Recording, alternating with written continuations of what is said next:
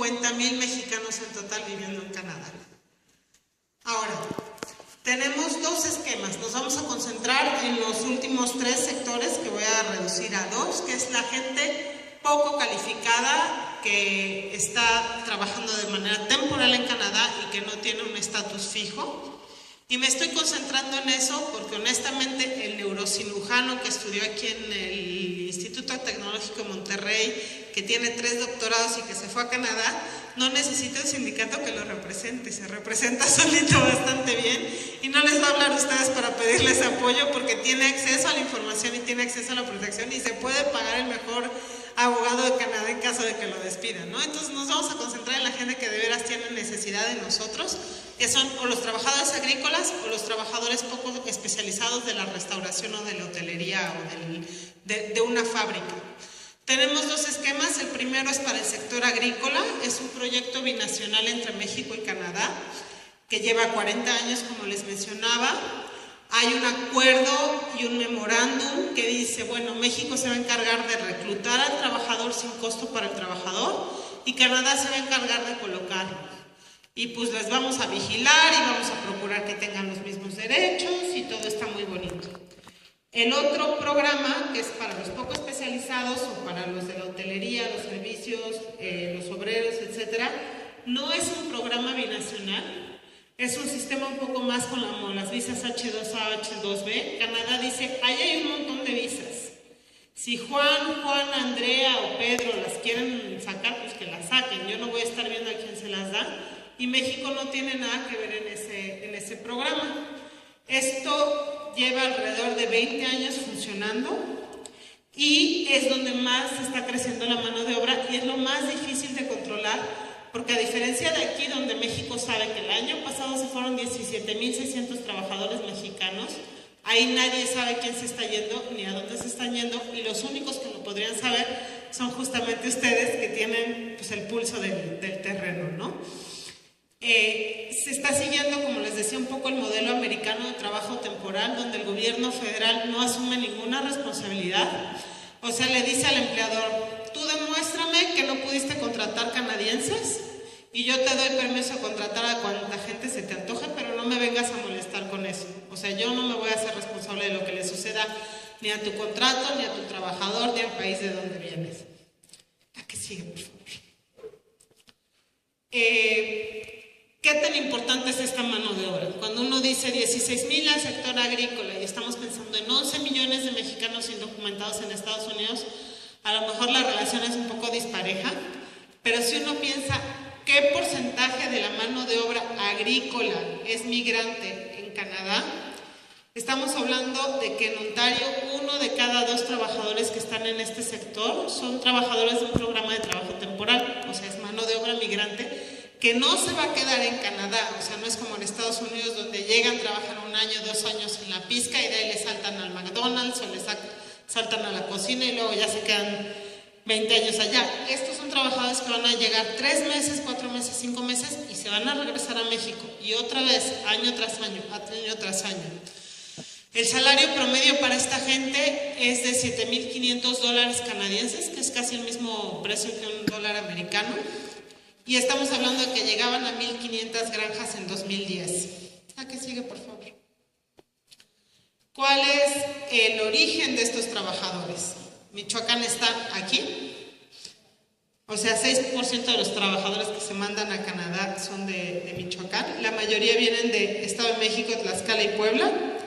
Pero si juntan estos 6, son más de la mitad del total, ¿no? Entonces, Michoacán está entre los primeros 6 estados que envían mano de obra para allá. El 98% son hombres, o sea, casi no hay mujeres. Y la mayoría son entre 26 y 45 años, que es la edad más productiva y más segura, ¿no? Tampoco quieren al de 18 que va a ir a emborracharse y embarazar a la canadiense. Había en 35 años, o sea, hasta hace 5 años, se habían mandado alrededor de 200,000 trabajadores desde el inicio del programa. Casi la mitad pasa menos de 6 años y solo el 20% pasa más de 10 años. Y eso tiene implicación sobre todo porque cuando veamos las pensiones, la gente dice, no, pues es que yo trabajo un chorro de años en Canadá. Sí, pero solo si juntaste 10 años de trabajo vas a poder pedir tu pensión. Entonces, pues estuviste regalando tu dinero básicamente para nada, ¿no? La que sigue, por favor. Cuando estamos hablando de capacitación, y eso me importa que les importe, porque se supone que el gobierno federal les debería estar dando esta capacitación, pero pues no hay tiempo, no hay recursos, no hay contacto, no hay posibilidad geográfica en realidad de dárselas. Entonces, esto es lo que, si nos va bien, va a recaer sobre ustedes. Se hizo un estudio hace casi 10 años, decirle a la gente, no, pues es que ustedes tienen los mismos derechos, pero a ver, vamos a ver qué es lo que ustedes saben de sus derechos. Se les hizo una encuesta y resultó que 3/4 recibieron información antes de viajar a Canadá, ¿no? Me dijeron, ¿te leyeron tus derechos? Sí, 3 de 4. Pero cuando se les empezaron a hacer preguntas más concretas, me dijeron, ¿qué te dijeron? No, pues me explicaron que no podía beber, me explicaron que no podía meter mujeres a la granja, me explicaron que me llevara bien con los compañeros. Eso no son sus derechos, esos son las condiciones pues, de vivienda o de entrada o de estancia, ¿no? De los 144 que sí recibieron información, solo 9, o sea, eso es menos que el 10%, recibieron información sobre sus derechos laborales, o sea, solo 9 sabían qué es lo que puedes hacer si te despiden, qué es lo que pueden hacer si no te pagan, qué es lo que te pueden hacer si tienen un accidente. Y de esos 9, el 31% no sabía o no recordaba cuáles eran sus derechos. O sea, nada.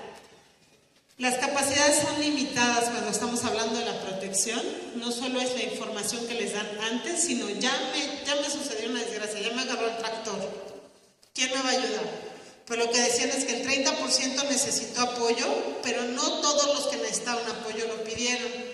Solo 59 de 98 en caso de problemas de salud y 61 de 80 en caso de trámites generales.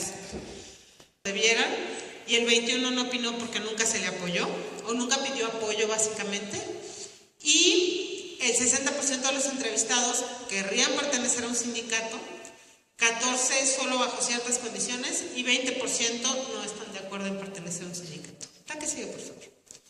De las condiciones generales, me las voy a saltar, pero lo que les puedo decir básicamente es que como el PETAC es un programa muy viejo y muy como consolidado entre México y Canadá, las condiciones son mucho mejores para estos trabajadores que para los trabajadores que están entrando a los otros sectores en el nuevo programa.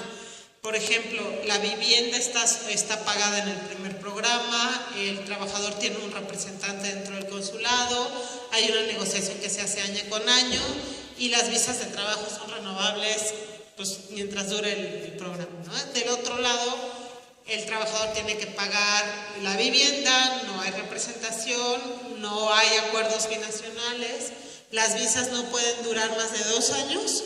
Y una vez que el trabajador acumuló 4 años en Canadá, tiene que descansar para no acumular derechos y volver a empezar. ¿A qué sectores están entrando los trabajadores? Están entrando principalmente, cuando hablo de la agricultura, ¿esto es horticultura? O sea, depende del jitomate en el que estaba pensando. Vamos a decir horticultura, la cebolla, el melón, la zanahoria, la papa, la col, todo lo que es trabajo de terreno afuera, absorbe el 75% de la mano de obra. El 18% se iba en invernaderos y semilleros y todo lo demás era procesamiento y empacamiento de alimentos. Y acá lo que estamos viendo es la progresión. Esto es México. Esto es Jamaica o los países de las Antillas y esta rojita que empieza aquí es Guatemala. Uno de los riesgos o de los retos que tiene el programa últimamente es que a partir de 2003 empezaron a entrar guatemaltecos al programa y lo que México se había tardado en crecer 30 años, pues a pasar de 300 trabajadores a casi 18,000 trabajadores, Guatemala lo hizo en 10 años. Nos contratan más fácil. ¿Por qué? Pues porque la gente piensa que los indígenas se van a defender menos, ¿no? Entonces se daban el pitazo, ya viene el reclutador, pues ahora le saca tus trapos más viejitos y hazte bien güey cuando te hablen en español y así segurito te contratan, ¿no? La que sigue. Esta es otra de las tendencias que estamos viendo. Canadá durante muchos años detuvo la entrada a los trabajadores temporales, diciendo que lo único que ellos necesitaban de veras era trabajadores en el sector de la agricultura y que para todos los demás el desempleo era suficiente como para llenar esos huecos. Necesariamente pues un regalo de los reyes. Estamos de acuerdo que la migración legal tiene muchas ventajas. No hay una comunidad mexicana que viva ahí, ni siquiera ecuatoriana, ni hondureña, ni guatemalteca, ni nada, ¿no? Uno sale y pues puro francés o puro inglés. Y pues no hay manera de comunicarse. Eso acentúa la vulnerabilidad de los trabajadores.